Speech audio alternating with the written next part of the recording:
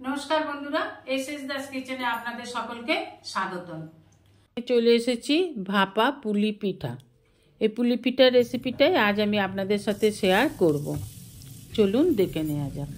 ওভেনে কড়া বসিয়ে দিয়ে দেব নারকেল কুড়ো। নারকেল কুড়োটা একটু নাড়াচাড়া করে দিয়ে দেব 250 গ্রাম পাটালি গুড় বা খেজুরের গুড়।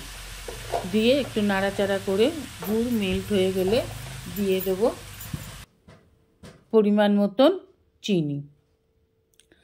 চিনি বা গুড় সবটাই আপনারা আপনাদের পছন্দ মতন দেবেন। আমি একটু মিষ্টিটা কমই দিলাম। এবার ভালোভাবে নাড়াচাড়া করে যখন চিনি আর গুড় সম্পূর্ণ মেল্ট হয়ে যাবে তখন দিয়ে দেবো 2-3টে ছোটো এলাচের গুঁড়ো। ছোটো এলাচের গুঁড়ো দিয়ে ভালোভাবে মিশিয়ে পাক দিতে হবে।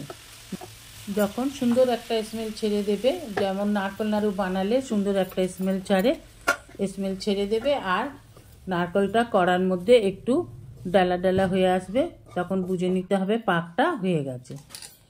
এবার নামিয়ে নেব। নামিয়ে নিয়ে একটু ঠান্ডা হয়ে গেলে হাতে করে একটু নেড়ে নিয়ে দিয়ে দেব ক্ষীর।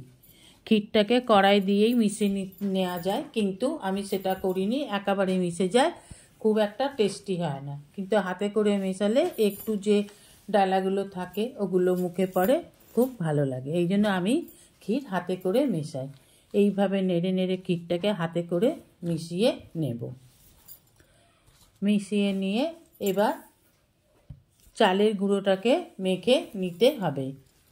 চালের গুঁড়োটায় দিয়ে দেবো একটু লবণ আর গরম জল ফুটিয়ে নিয়ে নিতে হবে। গরম জলটাকে অল্প অল্প করে দিয়ে আর প্যাঁচুলা দিয়ে অল্প অল্প করে গরম জল দিয়ে চালের গুঁড়িটাকে মেখে নিতে হবে। প্যাঁচুলা দিয়ে মেখে নিতে হবে যাতে হাতে গরমটা না লাগে। গরম গরমই চালের গুঁড়িটাকে মাখতে হবে, ঠান্ডা জল দিয়ে মাখলে হবে না, একেবারে ফুটন্ত জল দিয়ে মেখে নিতে হবে। আপনারা ইচ্ছা করলে কড়াই জল ফুটিয়ে কড়ার মধ্যেই দিয়েই চালের গুঁড়িটাকে মেখে নিতে পারেন, কিন্তু আমি আলাদা করে মেখে নিচ্ছি। এইভাবে মেখে নেওয়া বেশি সুবিধে। এবার একটা ডো করে নিলাম।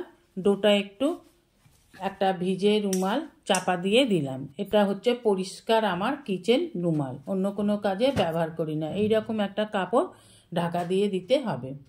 এবার ডোটা থেকে ছোট করে লেচি কেটে হাতে করে গোল পাকিয়ে নিয়ে ছোট একটা বাটির মতন করে নিতে হবে।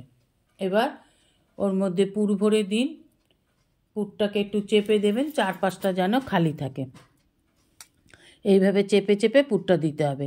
এবার এই খালি অংশটা দিয়ে ভালোভাবে এইভাবে জুড়ে দিতে হবে। এইভাবে জুড়ে দিলে একদম ফাটবে না, সুন্দর হবে। পুরটা ভরবার সময় মনে রাখতে হবে খুব বেশি পুর দিলে হবে না, ঠেসে। পুরটাকে এমনভাবে দিতে হবে যে চারপাশটা খালি থাকবে। মুখটা যখন বন্ধ করবেন ওখানটাতে চেপে চেপে বন্ধ করবেন, তাহলে পুলিগুলো বাঁধা খুব ভালো হবে। এবার কড়াইতে জল দিয়ে রেখেছিলাম, জলটা ফুটে গেছে। এই রকম একটা ঝাঁঝরি তালা কড়ার মধ্যে দিয়ে এবার বেঁধে রাখা পুলি পিঠাগুলো ওর মধ্যে দিয়ে দিন। এইভাবে সাজিয়ে সাজিয়ে দিয়ে দিতে হবে। এইভাবে সাজিয়ে দিয়ে দিলাম। দিয়ে এবার কড়ার ঢাকাটা দিয়ে দিলাম। 10 মিনিট পরে একটু উল্টে দিতে হবে যাতে অপর দিকটা বা এর অন্য সাইডটা কাঁচা না থাকে। এইভাবে একটা চামচে দিয়ে হালকা হাতে উল্টে দিন। দিয়ে আবার ঢাকা দিয়ে দিন 5-10 মিনিটের জন্য। 5-10 মিনিট পর এবার নামিয়ে নিন। নামিয়ে নেবার পর একটু ঠান্ডা হবার পর এবার একটা পাত্রে তুলে নিন। এবার একটু খেজুরের গুড় দিয়ে পরিবেশন করুন। এখন আর গরম গরম খেতে বলবো না, গরম গরম খেতে গেলে জিভ পুড়ে যাবে, ঠোঁট পুড়ে যাবে। তাই একটু অপেক্ষা তো করতেই হবে বন্ধুরা, একটু অপেক্ষা করো, তারপর পরিবেশন করছি। ভিডিওটি ভালো লাগলে অবশ্যই একটা লাইক, কমেন্ট, সাবস্ক্রাইব করার অনুরোধ রইল। পাশে থাকা বেল আইকনটিতে ক্লিক করে দেবেন নিউ ভিডিওর আপডেট পাওয়ার জন্য। সবাই ভালো থাকবেন।